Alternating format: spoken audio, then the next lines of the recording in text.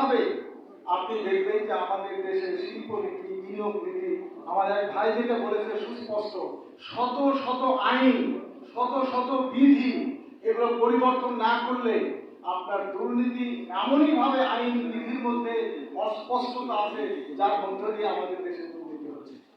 200 বছরের উপনিবেশিক শাসনের যে ব্যুরোক্রেটিক প্রসেস যেটা হয়েছে, সেই ব্যুরোক্রেটিক প্রসেসের মধ্য দিয়ে আমাদের আইন বিধিতে দুর্নীতি করার সুযোগ করে দেওয়া হয়েছে। তাই আপনারা এখানে বিনিয়োগকে আকৃষ্ট করার জন্য আইন বিধির সংস্কার করলে যখন দেশে বিনিয়োগ হবে, দারিদ্র বিমোচন হবে, তখন আপনার এর সাথে দুর্নীতি অটোমেটিক্যালি কমে যাবে। আইনের সুস্পষ্টতা এবং বিধির অস্পষ্টতা এগুলো বিষয় যখন ঠিক না হবে, আপনি দুর্নীতি দমন করতে পারবেন না, যেটা আমাদের নুরুল ইসলাম ভাই কিছুটা এখানে বলে গিয়েছে। তো সুতরাং এই আলোচনা আপনাদের অব্যাহত থাকবে, আপনারা এটা চালিয়ে যাবেন। আপনারা যদি দুর্নীতি যদি দমন করা যায়, আজকের যে যুগ বিপ্লব, আমাদের যে বিপ্লবী ভাইয়েরা যে পরিবর্তন আমরা যেটা নিয়ে এসেছি, সেই দুর্নীতি যদি করেন, তাহলে দূর করতে পারেন, তাহলে কিন্তু আপনার ওই প্রধানমন্ত্রী বা রাষ্ট্রপতির ক্ষমতা কমানোর কোনো প্রয়োজন নাই। লেনিনকে যদি তার ক্ষমতা কমায় দেওয়া হতো, তাহলে কিন্তু রুশ বিপ্লব হতো না। আজকে যদি 24শে জুলাইয়ের যারা আন্দোলন করে, তাদেরকে যদি আইনের পার পেছে তার যদি ক্ষমতা বেঁধে দিতেন, তাহলে এই বিপ্লব হতো না। প্রধানমন্ত্রী হবে অসীম ক্ষমতার অধিকারী, কিন্তু আপনাকে হতে হবে রাষ্ট্র ব্যবস্থাপনায়, আপনার নির্বাচন হতে হবে সুষ্ঠু, অবাধ, নিরপেক্ষ এবং দুর্নীতিমুক্ত। যখন রাষ্ট্র যখন করবেন, যিনি দেশের সংসদে যাবেন, সংসদ কোনো সাধারণ মানুষের জায়গা নয়, যিনি যাবেন তার নীতি, নৈতিকতা, আদর্শ, মূল্যবোধ, দেশপ্রেম হতে হবে অনন্য, অসাধারণ। তারপরে দেশ ঠিক হবে।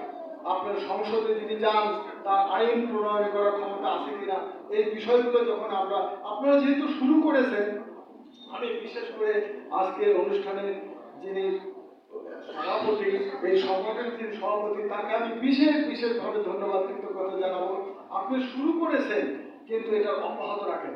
আমাদের দেশের 56টি মন্ত্রণালয় আছে এবং আরো যে সমস্ত বিভাগ আছে, যেটা নুরুল ইসলাম ভাই বলেছে, অন্যান্য বক্তব্য আমাদের ছোট ভাই যারা ছাত্র নেতা তারা বলেছে, তা হয়তো ব্যস্ততার কারণে অনেকে চলে গেছে, যার বক্তব্য আমি লিখে গেছি। আপনারা যদি এই মন্ত্রণালয়কে ঘিরে আপনি যদি একটি ইন্টালেকচুয়াল, একটু থিঙ্ক লিডার যদি তৈরি করতে পারেন, এবং দুর্নীতি হয় মন্ত্রণালয়ের চেয়ে অধিদপ্তর পরিদপ্তরে, মন্ত্রণালয়ের সাথে যারা পাবলিক সার্ভিস নেয় অধিদপ্তর পরিদপ্তর বিভাগ থেকে, মন্ত্রণালয় থেকে নেয় না, সেই জায়গায় কোথায় ঘাটতি আছে, এইভাবে প্রতিটি মন্ত্রণালয়কে ঘিরে আপনি কমিটি, উপকমিটি এবং থট লিডার তৈরি করেন। এই আপনার মধ্য দিয়ে আপনি একদিন ইতিহাসের মধ্যে ঢুকে যাবেন যে আপনি দুর্নীতি নিয়ে কাজ করেছেন বলে সবাই চায়।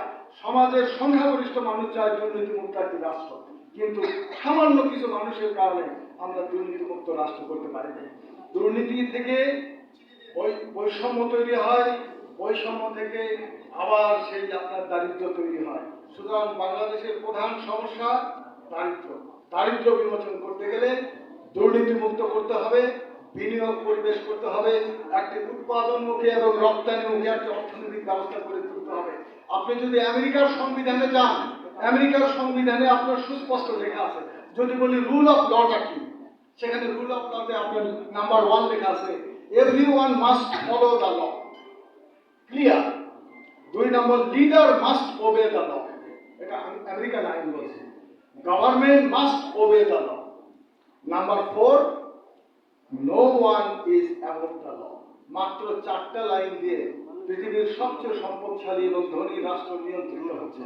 সারা পৃথিবীর 140টা দেশে আমেরিকান মিলিটারি থাকে। তার মানে পৃথিবীর 140টা দেশ একজন মিলিটারি আন্ডারে কাজ করে।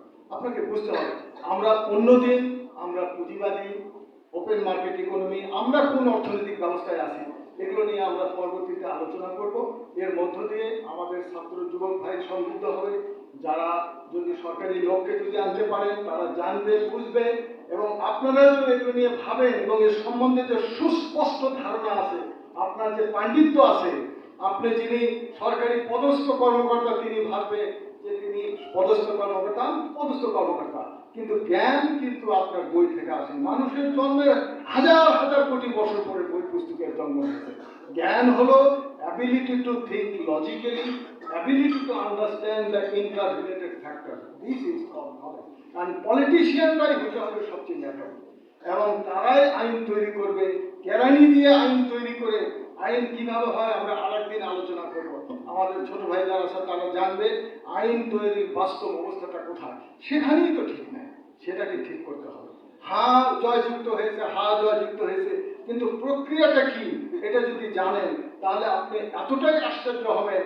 বাংলাদেশের এই দুর্নীতি দারিদ্র্যের এর পিছনে আরো অনেক বিষয় আছে যেগুলো আমরা এই মিটিংয়ে খোলামেলা বলতে পারবেন না। যখন আপনি ছোট করে কমিটি করবেন, থট লিডার তৈরি করবেন, ওখানে আমরা ফাইন্ড আউট করবো যে what is the real causes behind corruption and what is the real causes behind poverty. Thank you everybody, thank you all.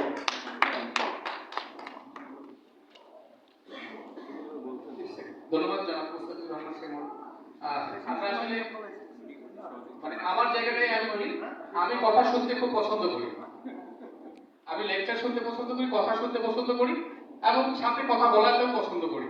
আর যার কারণে আমি সপ্তাহে 2 দিন হয়তো একটা টেলিভিশনে টক শো করার সুযোগ পাই, কারণ ওখানে কিন্তু আমি কথা বলি না, অন্যরা কথা বলেন, আমি প্রশ্ন করি।